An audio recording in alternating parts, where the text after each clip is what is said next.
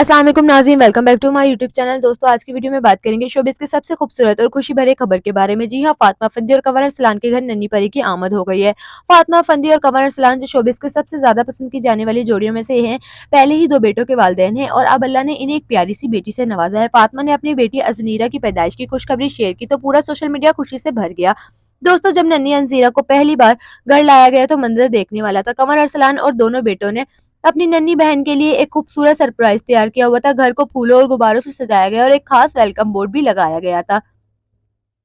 अज़नीरा के घर आते ही फातिमा बेहद जज्बाती नजर आई, जबकि कंवर अरसलान अपनी बेटी को देखकर खुशी से मुस्कुराते रहे। दोनों भाई भी अपनी बहन को गोद में लेने के लिए बेचैन दिखाई दिए और इनकी मासूम खुशी ने सबके दिल जीत लिए। पूरा खानदान एक साथ इकट्ठा हुआ, इन्होंने केक काटा, तस्वीरें बनाई और एक खास लम्हे को हमेशा के लिए यादगार बना दिया। फातिमा, कंवर दोनों अपनी बेटे और नन्ही सब मिलकर इतने प्यारे लग रहे थे कि देखने वाले भी खुशी रोक ना सके। दोस्तों, वाकई ये वो लम्हा है जिसका हर वालिदैन को इंतजार है। हम दुआ करते हैं कि अज़नीरा अरसलान हमेशा सेहतमंद, खुश और कामयाब रहे।